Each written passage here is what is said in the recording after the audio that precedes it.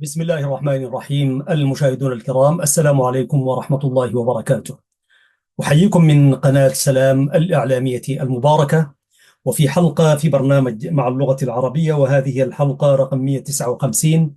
بحمده تعالى نبدأ كما نبدأ دوما بقوله عز وجل: اللسان الذي يلحدون إليه أعجمي وهذا لسان عربي مبين. صدق الله العظيم. مشاهدي الكرام، لا نزال مع 100 شاعر نيجيري أو نيجيري، مختارات من الشعر العربي النيجيري خلال القرن ال21، من الكتاب الجزء الثاني، إشراف وتحرير الدكتور البروف إبراهيم أحمد المقري. قدمنا لكم حلقتين، وهذه الحلقة الثالثة. سنرى إذا استطعنا أن نكمل، مع أنه قاعد نختار من كل شاعر يعني 3 قصائد تقريبا. واليوم إن شاء الله سأقرأ عليكم 3 قصائد لكل شاعر. سنبدأ بالشاعر عمر محمد فوتي. سنقرأ قصيدة عرس الهوى، ونفحة عمرية، ونونية الأسمائية. ثم نتوجه إلى الشاعر يابغى أبو بكر عيسى، ونقرأ قصيدة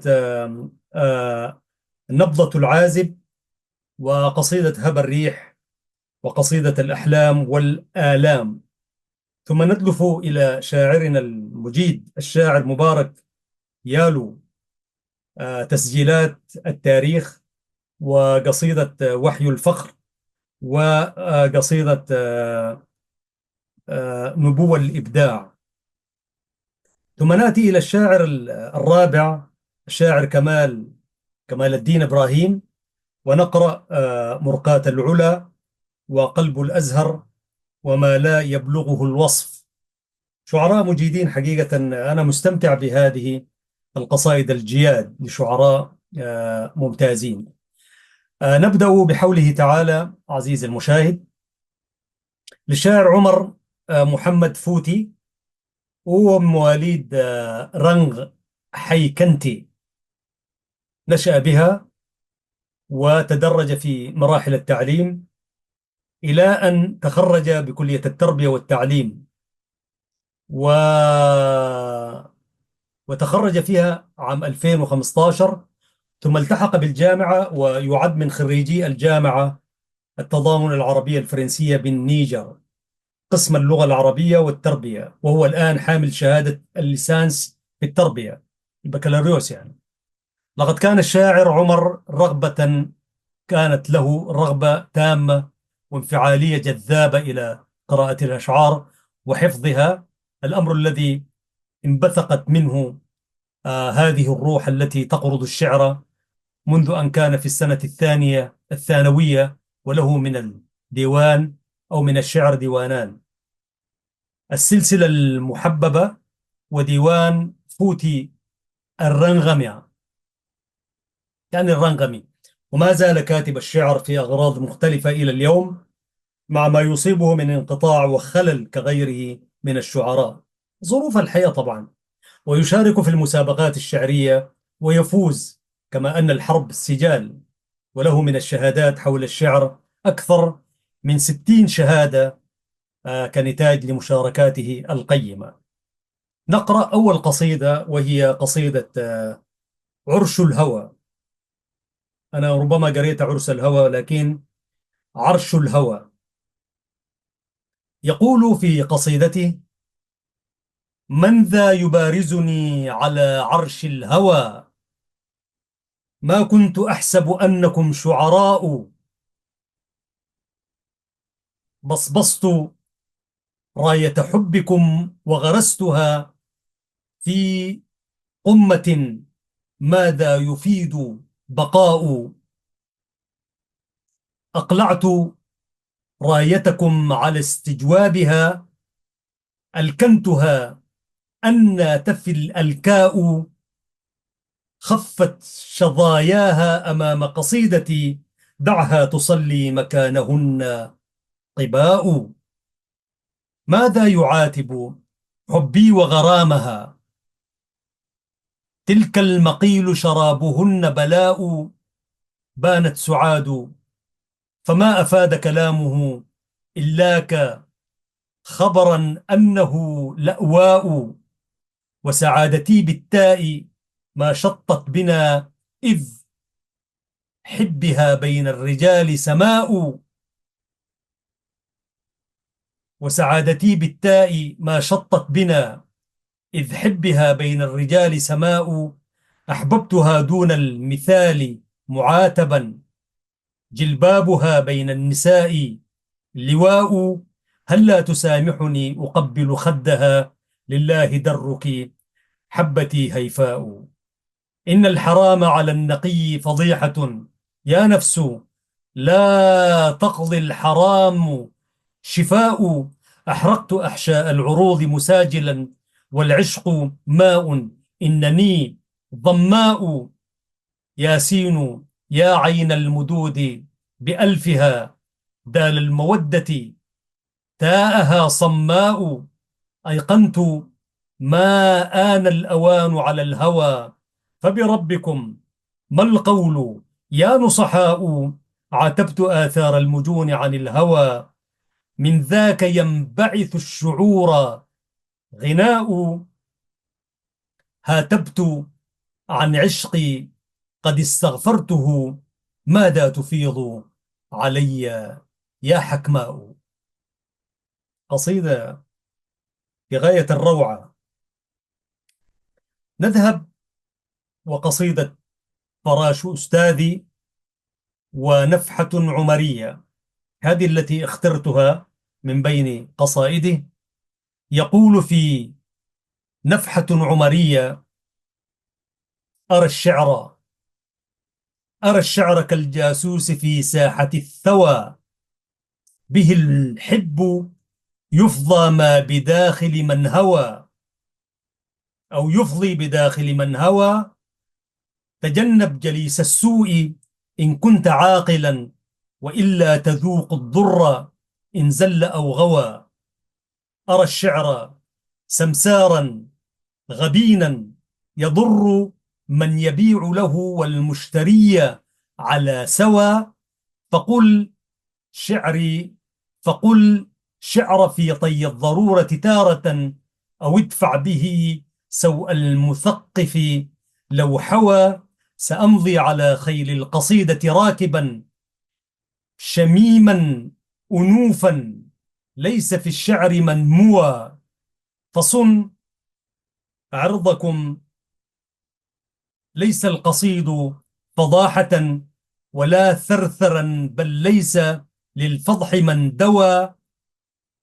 متى صاح بيت الشعر بالعار مرة، أجابت له الأعوام ويحك من جوى. أيا صاح خذ هذه القصيدة ناصحا، وإلا فسر لا تنكرن هي ما طوى. ركبت جواد الشوق أيام راحتي، وأنسى به الأهلين من شغف الهوى. هذا الشاعر محمد عمر فوتي. الآن نأتي وله قصيدة اسمها هي الأسماء، وتهديد الجاني، ونونية الأسمائية. أنا اخترتها من بين القصائد التي سأقرأ للشاعر عمر محمد فوتي. يقول في قصيدته نونية الأسمائية: بكيت بكاء من فقد الجنين، ظننت بربنا المولى الظنون، وجدت العمر تجربة ثقيلة، جعلت الشعر مسلكنا الحنين. ذرفت الدمع لا أدري حسابا، وعاطفتي تفيض دما سخينا. مضت أسماء حتما هي تعود، والثوبي عندها ذهبت سنينا. ألا رحلوا وقلعتها جميعا، أمن عود أبسطهم يمينا. أتيه وبلدتي تتلو سؤالا، متى ذا التائه يجد السكينة. سقيت سلافة التعبيد طولا، فهل طول المدى يشفي الجنون. أيا الأسماء ذقت لديك أريا على خديك تسلية سمينة تقيني حر أيام سهام طوال العمر لا أشكو اللجون. يطيب المرء حين مشى ببر فلا تجري على جدب سفينة. عذلتك أو عذلتك لائمي في الحب جهلا فهل تنام ولا جنينا. قتلت بحبها في العمر طرا قتيل الحب من يفديه حين. ألا أسماء بان بها أناس وظنوا بالنوى قطعوا الحنين. ألا بعد المسافة والتراخي ظلمت هناك منك أروم لينا. هو رجل محب يعني. وسنختار له قصيدة أخرى إن شاء الله. أنا كنت محدد 3 قصائد لكن خلينا نقرأ التهديد. ألا شيخي فسامحني أقول فسيفي عن دفاعكم سليل. بدالي أن أهاجم خيم قوم أساءوا الأدب ليتهم فحول. أساءوا الأدب واتهموا بريئا وزل بظنهم قوم جزيل. فسامحني أجاوبهم زمانا بقافية عناصرها دليل. فسامحني أهاجمهم قليلا فلسنا من كلامهم ذهول. قضاء الله ليس له مفر فقسمة ربنا عدل عليل. فكفوا عن عداوتكم وإلا صماصمة الهجا فيكم تجول. سأهدم فوق رأسكم خياما متى صدرت مساويكم جهول. ستبكون الندامة ويح قوما وما يغني البكاء ولو عويل. فكفوا عن حماقتكم وإلا فأيام الحداثة لي خيول. أهاجم من أساء ولو عريقا وليس لعرضه عذر يقول. كان عنده معركة شديدة يعني. والشعراء لهم معارك كبيرة يعني. نأتي الآن إلى الشاعر يابغي أبو بكر عيسى. هو من مواليد التسعينيات في ولاية زفرز. نشأ في أسرة متدينة حيث كان والده إمام جامع العسكر. تعلم القرآن الكريم على يد والدته وأخذ مبادئ علم اللغة عن والده. ما شاء الله. ساعده في إظهار موهبته الشعرية المدائح النبوية التي تلقى دراستها وإنشادها في الدهاليز. هم كثير من الشعراء بيدخلون الشعر من باب المدائح وأنا واحد منهم. وكان لشخصيات مثل المتنبي وأحمد شوقي والبوصيري وأحمد إبراهيم كان لهم دور كبير في تشكيل شاعريته الممتازة يعني. نقرأ أول قصيدة جمعت له ضمن 10 قصائد.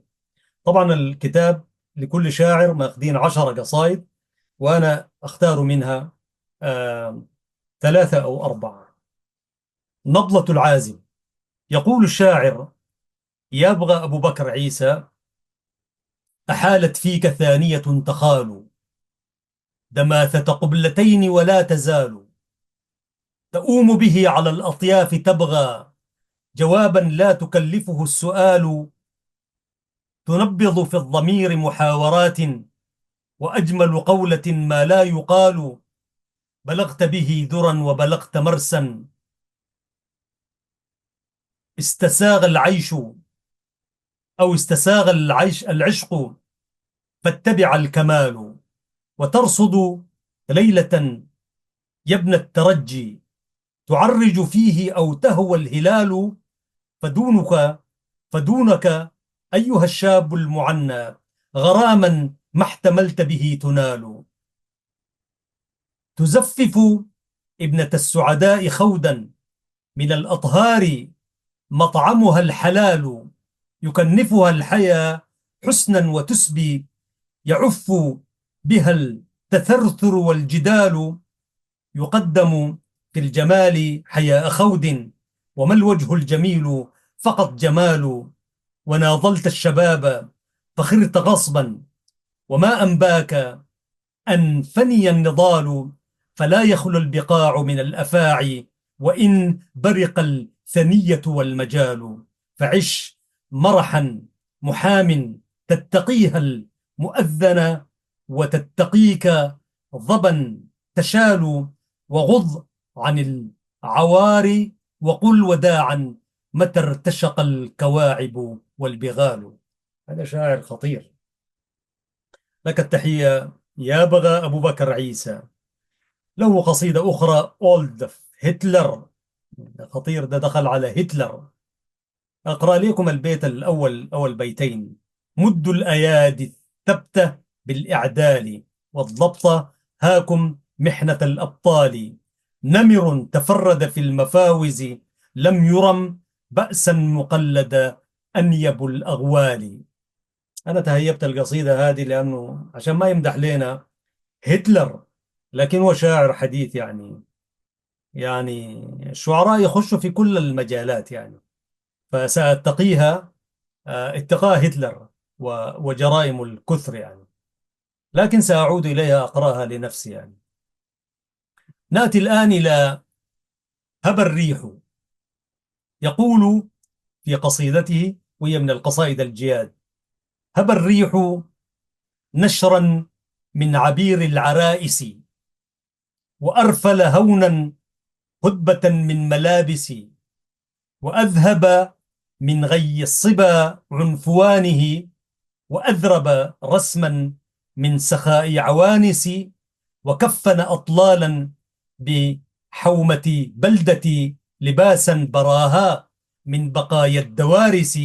إذا ما انفجرنا بالدموع عليهم تؤرج مسكا قعر تلك المجالس. صحاب رحاب لا يمل حديثهم، إذا احتلقوا حولي كعقد الأوانس. أهيم بهم حين الدهور ملاسم أو مسالم، ولا يخلو خدي من طعين ولامس، إلى أن أصبنا من مليك إصابة فصير رهط العيش فينا ليابس. وشيم ووشم النائبات أشقها، وأدمي عين من كليل وعابس. محال يهين الرعب صلب قوادم، إذا ما استقاموا كالسنان الضوارس. محال أضاهي زهرة في نضارها، إذا اقتطفت عادت كأنم اليائس. إذا ما خطوب الدهر جرد سيفه، فجرد عليهم العزم، وأرض بباخس تطل السماء، والبحر غمر ملاطم، وإن طل شهبا لن تطل كدارس. تشخ مزون واكفات بنا، فما تبل كصيب من رخام مقابس. يؤول في الأجيال سيرا فينجلي، إذا سارع عبد الله ريب الوساوس. بلمث تستهوي النجوم فيعتدي عليها هضاب ورد في المجالس. هنالك أكرم كل نعل فعله خليع كمي كيس أو لفارس.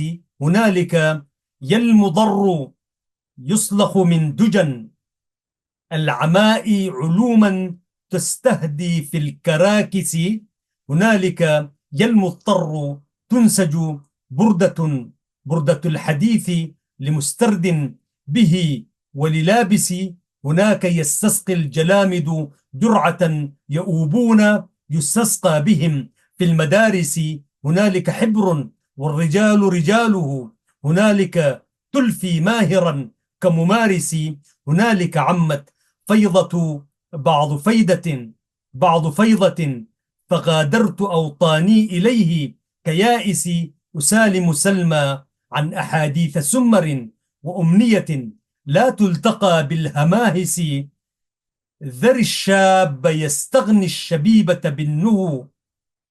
بالنهو لا باختلاق في ظلال الخنادس يداعب والآمال تقرع باله فيغضو على وخر الشفا ذا التعانس فكم حاتلت سلمى عقال حمى وكم كارثت دمعا بمقلة ماكس فليس السماء دون المرام بمعبد ولا الأرض تدني للكسول المقاعس أسير وبي خرق جلي وشجة لومي وكرب من فوات روائس وخرب دهاليز التقلد بلدتي وغلبة جهل واندراس المجالس لدار علوم الدين أنشد ضالة العلوم لقومي والجزى بالتخابث بمأجم عبد الله مسقط هامة الرجال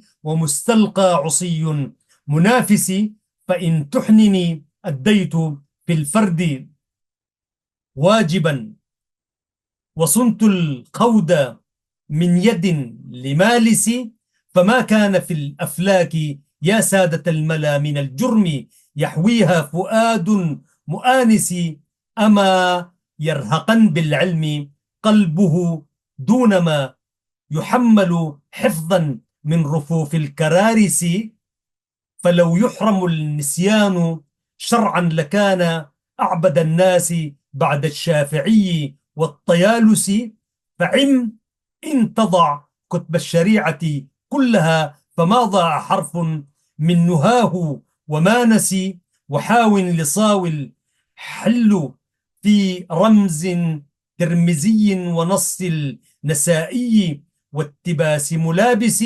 محب رسول الله أفقهنا بشرعه الذاب بالفتوى مفاهيم دانس إلى العلم يدعو طول الله عمره وطول أيدي خادميه إذا عسي وكنا إذا ما العصر جاد بنادر نقول أمن أنجاد غود الفوارس إلى أن بدا في بطن لمف سيدي فبدد فضل الله حصر مقايس كريم تهادى إرثه قبل موته وأوصى بضعف الثلث نحو التخابس وفضل في الميراث أبناء روحه وأوجب لابن الصلب واجب شارس يبارك رب العرش في كل ما لكم يطيب مغروسا بأفضل غارس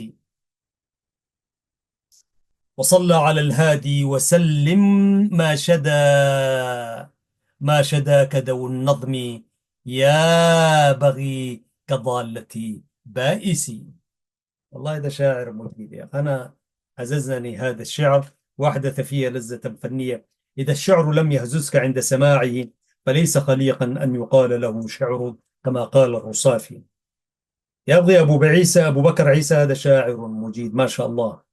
قرأنا لكم قصيدة هبى الريح، طبعا فيها كم هائل من الكلمات الغريبة، والشعر له مندوحته أن يقول فهمه الناس ما فهمه ليس المتخصصين يفهموا، لكن المعنى مفهوم يعني. نأتي الآن إلى الأحلام والآلام. عزيزي المشاهد وعزيزتي المشاهدة، أنتم مع قناة سلام الإعلامية المباركة، ومنها تتابعون الحلقة رقم 159 فيما أحسب، ونقلب وإياكم من الشعر النيجيري في هذا القرن، وهي جمعت ل100 شاعر من القرن 21. هذه قناة سلام الإعلامية المباركة عزيزي المشاهد. الآن نأتي إلى قصيدة الأحلام والآلام.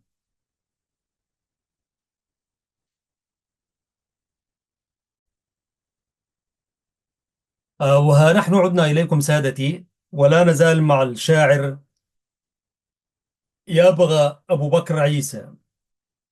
قصيدته الأحلام والآلام هي ميمية. من الدهر ما يسفي بأحلام نومي، وتقطع بعد الوصل أعذار قوم، تلاطف فيها الصرف والدهر مجزع، إذا أردف الإعجاز يا صاح فاعلمي. ونغمز أيديها رجاء وخيفة، إذا انقاد للإعلاء أو أسفال منعم، نلازم حلقات الدروس تعلما، وما كالبلى يا طالب من معلم. ونشرح بالأحلام صدر الرجاء، صدر الرجا، فما كتحقيق أحلام عليك بمؤلم. تفسر أرصاد النجوم لحبره، فيرغم بطش الدهر أنف المنجم. وأذكر قوما ترتجى فيهم العلا، لحزمهم فاستلجموا شر ملجم. تذكرت أيام الصبا وهي قد مضت، فلم يبق إلا الدمع تقطر من دمي. تداعيت كيسان المنون فلم تجد بماء، فباشرت الرجا بتيمم. فوليت أبغي الفرج ممن أهانني قديما، ومن ذي ألفة الدين والدم. ولم أك أستفضي قبيل ملمتي إلى الناس، لا من قبل أشكو لدرهم. فلا أنا فلا أنا في من أستبيح وفاده بمغن، ولا في من أهان بمغنم، سوى والدي من أوهن الدهر، أو من أوهن الدهر عظمه، وألجأه للدور قبل تقدم. فلا تحبذ الزرقاء في غير عنوة، ولا تبجل الأسياف في غير ملحم. وزن في البلى قدر الأخلة، وانتقي الأحبة من مفد عليك ومفطم.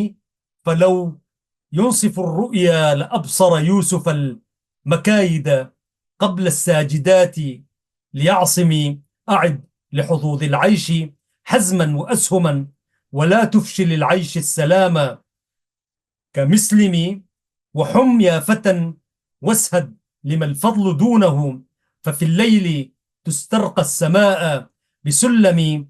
إذا مدت الدنيا إليك زواهرا، فجرد قبيل الأخذ سيفا وغشم. عرتني براثين المعيشة، ليتني أعرج معذورا كعيسى بن مريم. والله الشعراء دي المجيدين حقيقة يعني لهم التحية والسلام. وله قصيدة أخرى محمد السنوسي، وقصيدة أخرى بنت الربيع، يقول فيها: هلموا أي الناس الغنائم تقسم، من العلم ما مقداره الله أعلم. وعنده قصيدة أخرى أناشدك التجلد، وأخرى آه، قصيدة اسمها عفوا قبل هذه القصيدة، قبل قصيدة بنت الربيع، نعم الأحلام والآلام التي قرأناها. الآن عزيزي المشاهد نذهب إلى شاعر آخر، وهو الشاعر محمد مبارك بللو. مبارك بللو اخترت له 3 قصائد: تسجيلات التاريخ، وحي الفخر، ونبوء الإبداع. شاعرنا هو من مواليد أغسطس 2001 في مدينة إلينور في نيجيريا. دخل سلك التعليم منذ فجر حياته، حيث درس الابتدائية والإعدادية والثانوية، ثم دخل إلى كلية زمزم للدراسات العربية والإسلامية. بدأ في قرض الشعر مبكرا، حصل على لقب شاعر مدرسته شاعر كلية زمزم، وهو عضو من أعضاء نادي نيجيريا الأدبي. كما قلت لكم، تسجيلات التاريخ يقول فيها: أنساب بالشعر والزيتون والتين، من دمية زينت بالضاد في الصين. أفر مني إلى اللامستحيل على شفتي لأجمع بين السين والشين. أخيط أيام أمنيتي ببوصلتي، لعلها بعد هذا اليوم تأتيني. أنسل مني إلى أرض أحاطتها السمراء، تثمر في كل البساتين. مسافران بلا تأشيرة، بفتى لنعلن اليوم ضادا في فلسطين. أمشي على شاطئ الأحلام مخترعا ضادا، أكلمها في طور سنيني.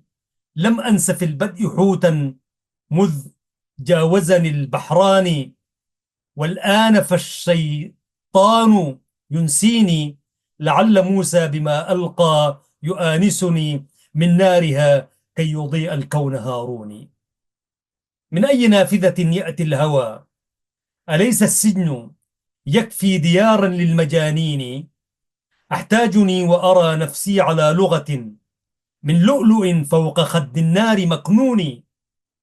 أحتاج بسمة أمي كي تعلمني حرف القصيدة، لا إكراه في الدين.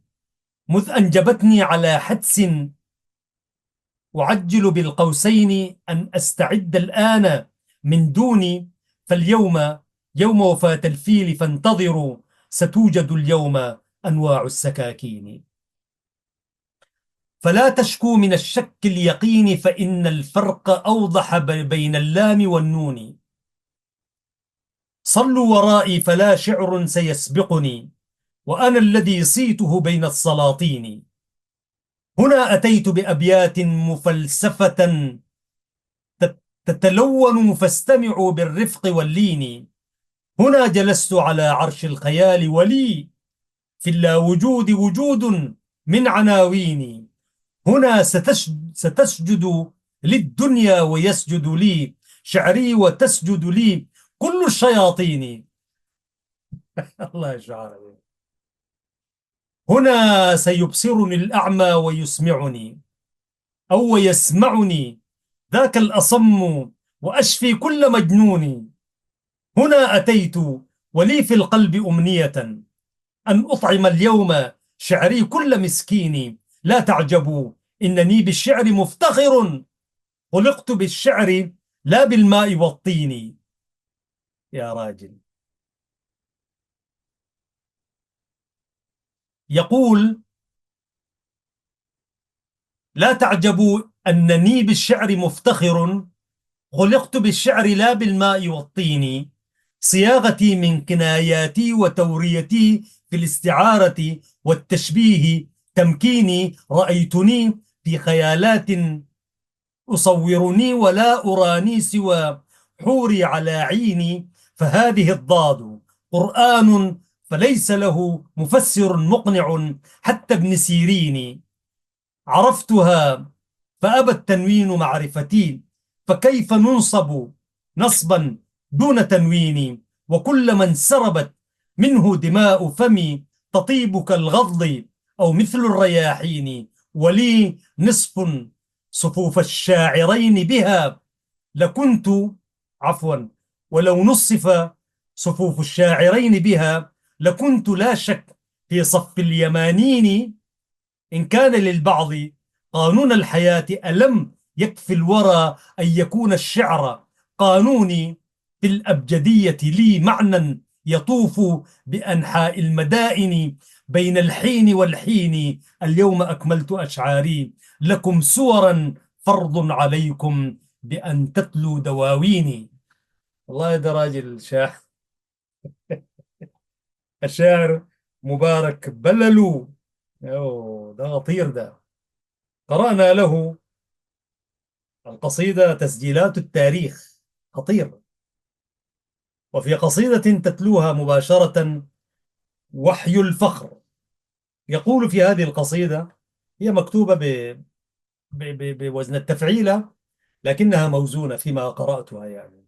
خرير الماء في شعري فرات. شاعر ده يفتخر بنفسه كثير يعني. توقد كير ناران، كير ناري بوصلات. من اللاوعي يأتيني شرود لتبقيني لجيل الذكريات. نفخت الروح في قلبي وقبري لأبعث حينما الشعراء ماتوا. قفا ولنبكي من ذكرى حبيب، حبيب خيبته الأمنيات. كمائدة المسيح هناك من سوى سلوى، هنالك فلفلات. هنا كل الشياطين القدامى، هنا سجدت لشعري حاملات. هو الصحراء فيه البحر يجري لتنبت سنبلات يابسات. وراء الما وراء هناك أسعى لأخلق شاعرا فيه الثقات. أراني في رؤايا ركبت رأسي، وفي شفتي لساني أغنيات. يصلي 5 مرات خيالي، لعل الشعر تهديه الصلاة. بنو الدنيا فهم مذ كذبوني، لما بلغت كلهم حفاة. وإني كلما وريت سري بأخيلتي تروق التوريات. أنا ابن الأبجدية فاسألوني، وشعري زينته الفلسفات. أصور سلسلاتي بيد أني رسول الشعر، عندي معجزات. ولدت من اللغات لغات الشعر، ليفهمها الأقاصي والدنات. سل الدنيا سل الأيام عني، أنا من أنجبته الشاعرات. ستنساني المنية يوم تتلو قصيدي، كي تجددني الحياة. أجددني وأولد كل يوم، أنا وحدي فتى لي والدات. كهومريوس أعمى كم أراني، رآني حين تعمى المبصرات. فلا ماء يميت بكاء ناري، فكل الماء في عصري فتاة. وإن الشعر غيب طلسمي، ولي في علم غيب تجربات. أنا في الأصل زنجي القصيد، ومثلي لم تلده أمهات.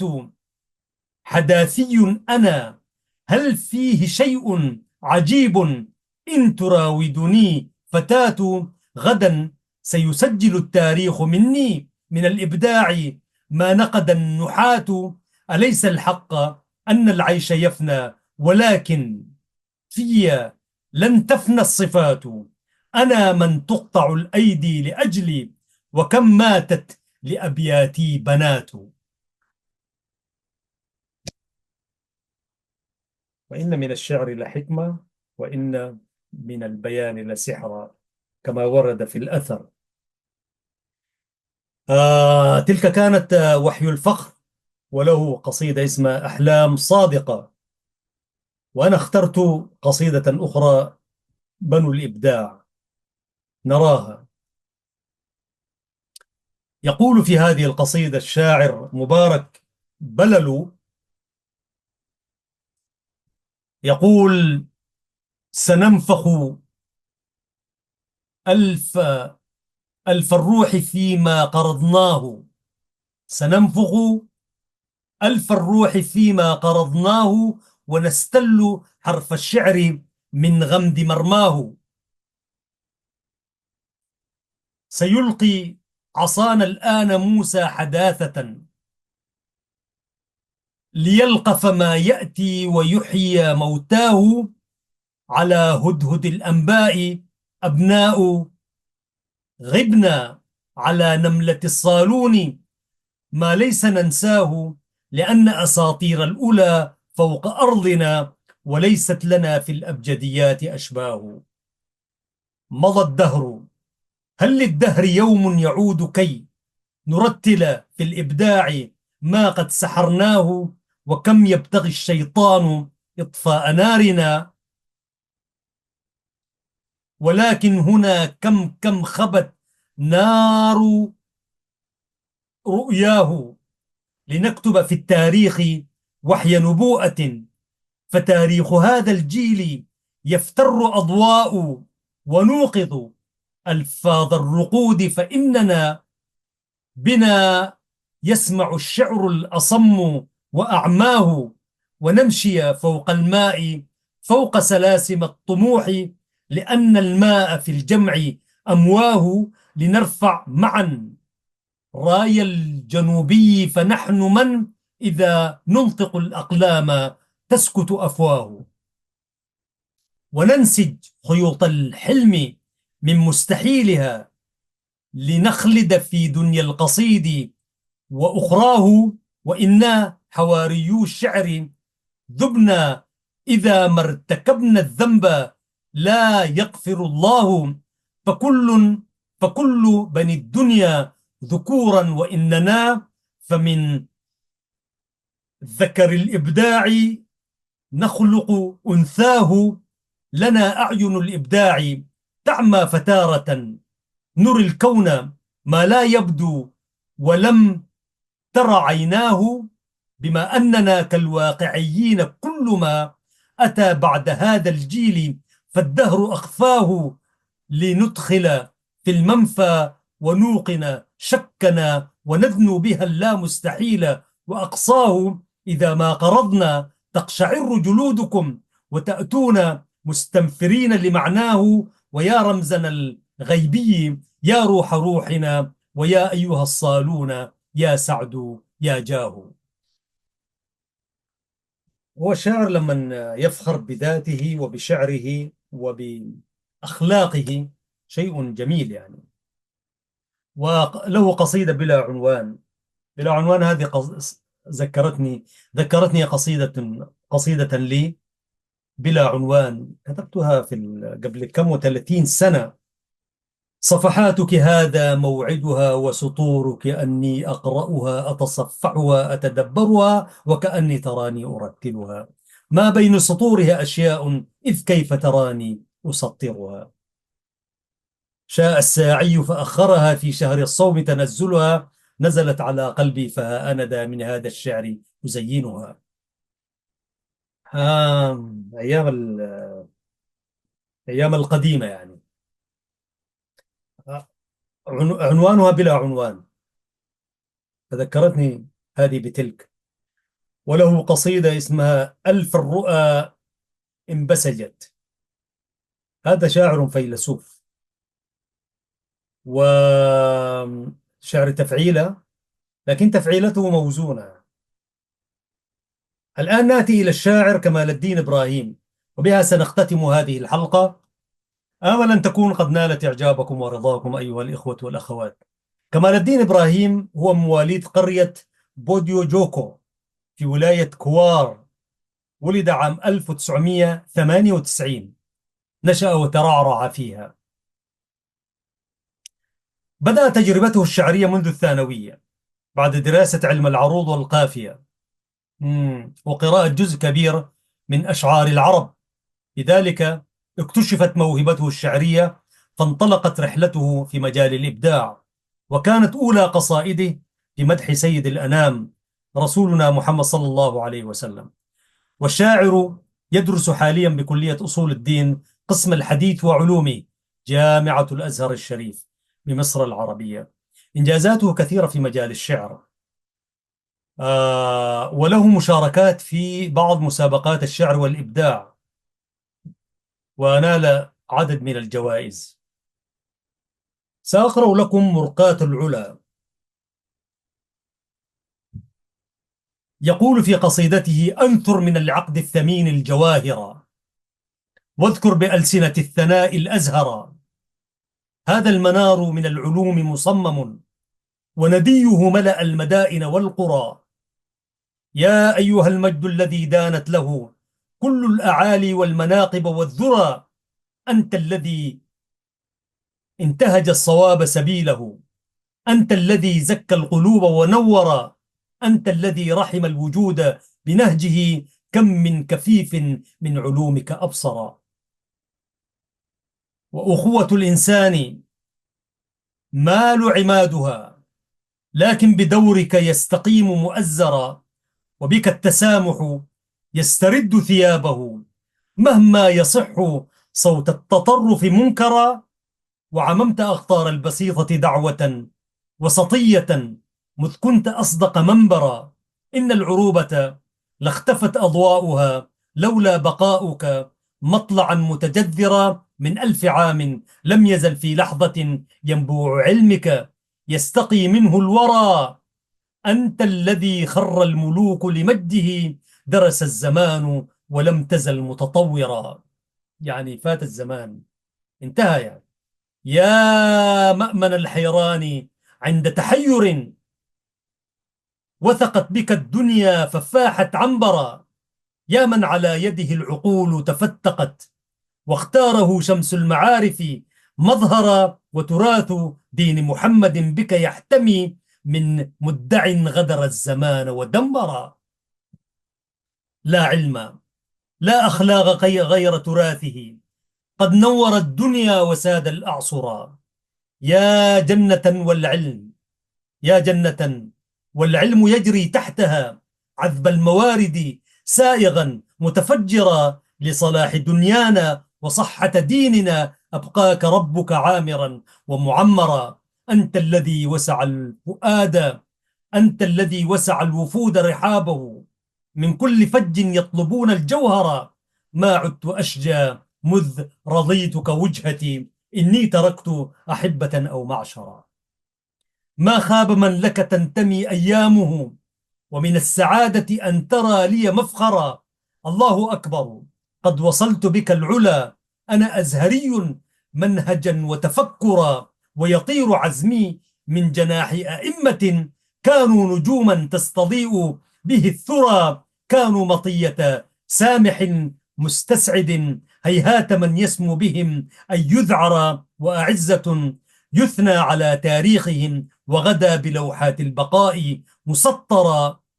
فهم الأزاهر الذين حديثهم رحب الوجود سلامة وتنورا، ويقاومون جهالة وضلالة وتطرفا وتعصبا وتكبرا. زد من عنايتك القوية دائما بالأزهر المعمور يا رب الورى، وانصر رجالا يعتنون بأمره، لا سيما ذاك الإمام الأكبر. شيء جميل يا أخ. وله قصيدة أخرى: حياك الله يا سيدي، وشاعرنا المجيد كمال الدين إبراهيم أيضا يأتي إلى قلب الأزهر ويمدح الأزهر، يقول: نفسي اطمأنت واستقر يقيني، وازداد علمي في أصول الدين، ولذائذ العرفان تغمر مهجتي، وإلى الحقائق والهدى تهديني، ورأيت أني بالسعادة مولع، وعقيدتي تحمى ويحفظ ديني. كلية الإسلام قلب الأزهري، تصبو إليك محبتي وحنيني، وسطية الإسلام أنت منارها، وعمودها الأقوى وخير معين. بل أنت سد دون كل دسائس، ترمي إلى دين الهدى وطعون، تجري عيونك بالعلوم هدية للعالمين بأيسر التبيين. وقواعد الأخلاق أنت أقمتها عبر الزمان بمنهج مأمون، دامت عنايتك القوية بالهدى تحمي تراث الدين من تهوين لكواكب الإرشاد. أنت مطالع صدر مكانك في علوم الدين للطالبين، فأنت أحلى منهل فيسارعون إليك كل الحين لملا. وبحرك بالفؤاد زواخر، وبنات أذهان الورى باللين، هم خير آباء يربون الأولى، وعلى المنصة هم أسود عرين. ويحل بالقلب السليم بيانهم سحبا لشك مثبتا ليقين. ضربوا لنا من خلق خير معلم مثلا، تقر به حواه عيوني. فالفرد منهم أمة في فرده، وتراه يسطع ذهنه بفنوني. يا سلام. وقصيدة المدح: أبصرت من نور المديح سبيلا لأزور خير العالمين رسولا. سأختتم بهذه القصيدة إن شاء الله. نعم. لا، لكن ربما نقرأ ما لا يبلغه الوصف، لكن خلونا نتبرك بسيد الأنام. أبصرت من نور المديح سبيلا لأزور خير العالمين رسولا. أدركت أني مبتلا بوفاته ولعل في هذا الثناء بديلا. ولزمت أجعل دون أي تكلف قلبي لذاك مألفا وخليلا. يا عاشق الحسناء في أبياته متغازلا في حبها مقتولا. حب خدوع تنتهي لذاته في هذه الدنيا كما قد قيل. قلد براعك من مديح محمد خير الحلى وأدم له التبجيل. من جاء كيما يرحم المولى به هذا الوجود ويشفي المعلول ليقيم للأخلاق أقوى ركنه بين البرية مثبتا ومزيلا. ويكون أصدق أسوة لمطيه لا يرتجي شبها له ومثيلا.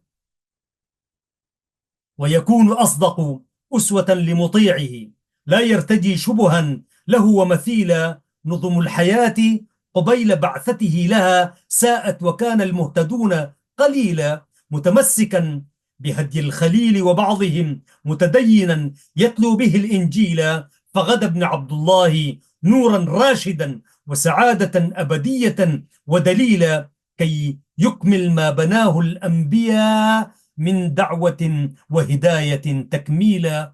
في خلقه القرآن يظهر واضحا ومفصلا معنى الهداة تفصيلا، أو معنى الهدى تفصيلا. أعي المعارض من عظيم بيانه أنى له أن يقدر التمثيل. خير الكلام به استداوى عاقل لا يقبل الإخلال والتبديل. يا كاتبا شعرا فصيحا أكثرن مدحا لأحمد كي تسود فحولا. يا خير رسل الله مختاره وليت قدرا فائق المأمولة. وخريطة الإرسال أنت مطافها فضلت من فوق السماء تفضيلا. نالت بك العرب الفضيلة والعلا وتشرفت بك بعد إسماعيل. هذا مديحي في مقامك قاصرا ولئن مدحتك بكرة وأصيلا. أنت المبجل أنت المبجل تستحق بداهة عند الورى الإكرام والتبجيل. العفو ملكك والسماحة والندى. أنت الذي اتخذ الإله وكيلا. لله حمدا أن هدانا راضيا ومسهلا منهاجه تسهيلا. إذ لم يشأ جعل القلوب حجارة فترد نورا إن أراد دخولا. ولقد خلت من قبلنا طغت وأضلهم أهواؤهم تضليلا. وأتى إلى فرعون موسى مرشدا فعصى الرسول مدمرا وذليلا. لكن من تبع النبي محمدا هو فائز يحيى الحياة جليلا. يا رب صل على النبي وآله والصحب كانوا مكرمين عدولا. يا سلام، شيء جميل يا كمال الدين إبراهيم. دعونا نقرأ ما لا يبلغه الوصف ونختتم هذه الحلقة، وأرجو أن لا أكون تجاوزت الحد. يقول الشاعر إبراهيم كمال الدين إبراهيم: صدق المحبة فيك يا مختار من دونه إيماننا ينهار. ولقد أحبك مرسلا ومبلغا عن شرعه رب الورى الغفار. تلك العناية لا تنال بحكمة لكن أنت بأسرها مختار. يا من به انكفأت إلى دنيا الورى رحمة وعدل بينهم وقرار. وغدت معاني الخلق وهي جلية وتغير التاريخ والآثار. لتكون عنوانا لكل فضيلة أرسلت بل لتعمنا الأنوار. أنت العلا يا مجتبى فوق العلا، عظم المقام وجلت الأسرار. ما في فمي لفظ سيمدح رتبة تحتار في إدراكها الأفكار. بشرى الحياة وقد أتانا المصطفى، من بره تشتاقه الأبرار. ما خطبه من عمره إلا بها حكم تشد لنيلها الأسفار. الخير كل الخير في دعواته، والمؤمنون بها هم الأخيار. وملائك الرحمن خادمة له، من في يديه سبح الأحجار. فلسانه صدق وكل خصاله نور به تتنور الأعصار. من أجله خلق الجمال، فلن ترى في خلقه أو خلقه أعيار. فإذا أتى منه العطاء لسائل أو معتف تتعجب الأمطار. فالقسط منه في القضاء جبلة، لا ترتجي من حكمه الأضرار. يا سيدي حسبي بأن سيدي وبأن حبك للنجاة شعار. لا يأس للإنسان وهو أليفكم، تجري من النعمى له أنهار. فبما أتيت به الحياة تنظمت، فالدين يسر والهدى إبصار. لم يعترض من هديه إلا الذي مثواه قد كتبت عليه النار. يا سلام. فتح القلوب بخلقه وخطابه، فانقادت الأوطان والأمصار. وكما أتى الدنيا بأمن شامل إليه نرجع يوم ما نحتار. فهو المشفع حين لا يجدي الفتى مال وأهل منصب أو جار. جد بالمزيد من الصلاة على النبي والآل والأصحاب يا غفار. صلى الله عليك سيدي ومولاي يا رسول الله. أيها الأحباب الكرام، سأتوقف هنا. الشعر برضو فيه وجع يا جماعة. قراية الشعر ما زي قراية الأخبار وقراءة التقارير وما إلى ذلك. الشعر يعني جمر وإعصار وهزة ووجدان. سنكتفي بهذا القدر. أختتم بقوله تعالى، يقول الحق سبحانه وتعالى في كتابه العزيز: لسان الذي يلحدون إليه أعجمي وهذا لسان عربي مبين. صدق الله العظيم. بهذه الآية المباركة سيداتي سادتي نبدأ ونختم بها الحديث. أرجو أن تكون هذه الحلقة قد نالت إعجابكم ورضاكم. وقلبنا شيء من شعراء الأشقاء الأحباب في نيجيريا، لهم التحية والسلام. وسنكتفي بهذه القراءات. وأخيرا أقول